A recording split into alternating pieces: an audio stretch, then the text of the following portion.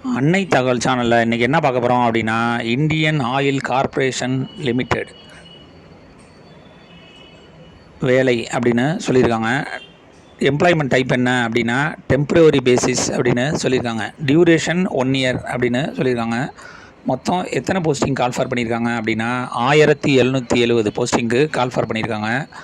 என்ன போஸ்டிங் அப்படின்னா trade apprentice technician apprentice post அப்படின்னு சொல்லியிருக்காங்க. பிளேஸ் ஆஃப் போஸ்டிங் எங்கே அப்படின்னா ஆல் ஓவர் இந்தியா அப்படின்னு சொல்லியிருக்காங்க. வயது வரம்பு என்ன கொடுத்துருக்காங்க அப்படின்னா 31/5/2025 அன்னைக்கு 18லேருந்து 24 வயசு இருக்கிறவங்க இதுக்கு விண்ணப்பிக்கலாம் அப்படின்னு சொல்லியிருக்காங்க. என்னென்ன போஸ்டிங், எத்தனை மந்த்து ட்ரைனிங் அப்படிங்கிறத 1 by 1 பார்க்கலாம். First trade apprentice attender operator chemical posting அப்படின்னு சொல்லியிருக்காங்க. முக்கியத்துவம் கெமிக்கல் முடித்தவங்களுக்கு கொடுக்குறோம் அப்படின்னு சொல்லியிருக்காங்க. Experience 3 years BSc maths physics chemistry அல்லது இண்டஸ்ட்ரியல் கெமிஸ்ட்ரி முடித்தவங்க இதுக்கு விண்ணப்பிக்கலாம் அப்படின்னு சொல்லியிருக்காங்க. மொத்தம் 12 மந்த்து ட்ரைனிங் பீரியடு அப்படின்னு சொல்லியிருக்காங்க. Second trade apprentice fitter mechanical முடித்தவங்களுக்கு முக்கியத்துவம் கொடுக்குறோம் அப்படின்னு சொல்லியிருக்காங்க. மெட்ரிகுலேஷன் அதாவது 10th முடிச்சுட்டு ஐடிஐ ஃபிட்டர் முடித்தவங்க மற்றும் மினிமம் 2 இயர்ஸ் படித்து பாஸ் பண்ணவங்க இதுக்கு விண்ணப்பிக்கலாம் அப்படின்னு சொல்லியிருக்காங்க. இதுக்கு ட்ரைனிங் பீரியடு 12 மாதம் அப்படின்னு சொல்லியிருக்காங்க. அடுத்தது ட்ரேடு அப்ரெண்டிஸ் பாய்லர் மெக்கானிக்கல் முடித்தவங்களுக்கு முக்கியத்துவம் கொடுக்குறோம் அப்படின்னு சொல்லியிருக்காங்க. 3 இயர்ஸ் பிஎஸ்சியில் மேக்ஸு ஃபிசிக்ஸு கெமிஸ்ட்ரி அல்லது இண்டஸ்ட்ரியல் கெமிக்கல் முடித்தவங்க கெமிஸ்ட்ரி முடித்தவங்க இதுக்கு விண்ணப்பிக்கலாம் அப்படின்னு சொல்லியிருக்காங்க. ட்ரைனிங் பீரியடு 24 மாதங்கள் அப்படின்னு சொல்லியிருக்காங்க. அடுத்தது டெக்னீஷியன் அப்ரெண்டிஸ் டிசிப்ளின் கெமிக்கல் முடித்தவங்களுக்கு முக்கியத்துவம் கொடுக்குறோம் அப்படின்னு சொல்லியிருக்காங்க. 3 years diploma in chemical engineering அல்லது பெட்ரோ கெமிக்கல் இன்ஜினியரிங் முடித்தவங்க கெமிக்கல் டெக்னாலஜி முடித்தவங்க இதுக்கு விண்ணப்பிக்கலாம் அப்படின்னு சொல்லியிருக்காங்க. அதிகபட்சம் 12 மாதம் ட்ரைனிங் பீரியடு அப்படின்னு சொல்லியிருக்காங்க. அடுத்தது டெக்னீஷியன் அப்ரெண்டிஸ் மெக்கானிக்கல் முடித்தவங்களுக்கு முக்கியத்துவம் கொடுக்குறோம் அப்படின்னு சொல்லியிருக்காங்க. 3 years diploma in mechanical engineering முடித்தவங்க இதுக்கு விண்ணப்பிக்கலாம். 12 மாதம் ட்ரைனிங் பீரியடு.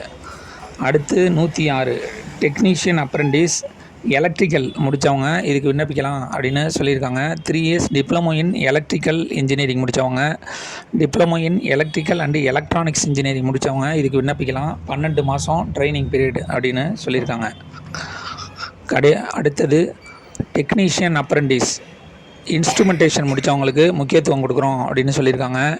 3 இயர்ஸ் டிப்ளமோ இன் இன்ஸ்ட்ருமெண்டேஷன் இன்ஜினியரிங் முடித்தவங்க இன்ஸ்ட்ருமெண்டேஷன் அண்டு எலக்ட்ரானிக்ஸ் முடித்தவங்க அடுத்தது இன்ஸ்ட்ருமெண்டேஷன் அண்டு கண்ட்ரோல் இன்ஜினியரிங் முடித்தவங்க இதுக்கு விண்ணப்பிக்கலாம் அப்படின்னு சொல்லியிருக்காங்க. இதை தவிர applied electronics and instrumentation engineering முடித்தவங்க இதுக்கு விண்ணப்பிக்கலாம். ட்ரைனிங் பீரியடு 12 மாதங்கள்.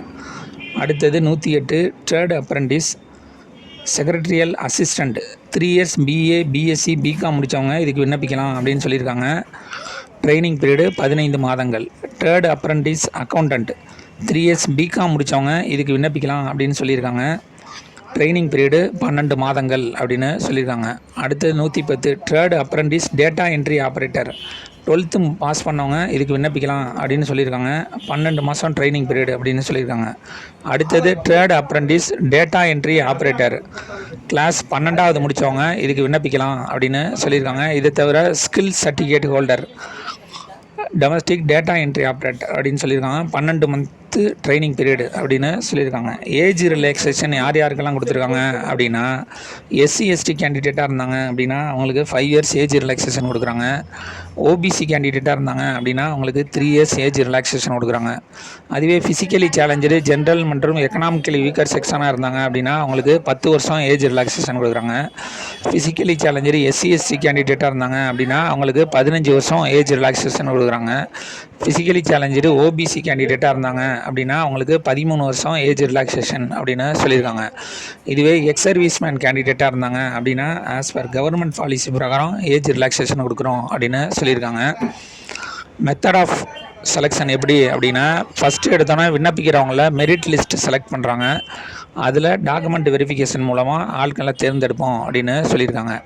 விண்ணப்பிக்க கடைசி நாள் 2/6/2025 மாலை 5 மணி அப்படின்னு சொல்லியிருக்காங்க.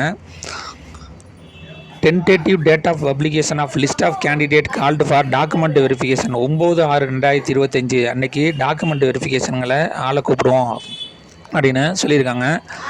டாக்குமெண்ட் வெரிஃபிகேஷன் மேபி 16/6/2025 24/6/2025 வரலும் டாக்குமெண்ட் வெரிஃபிகேஷன் இருக்கும் அப்படின்னு சொல்லியிருக்காங்க. டிஸ்கிரிப்ஷனில் லிங்க் கொடுத்துருக்கேன். விண்ணப்பித்து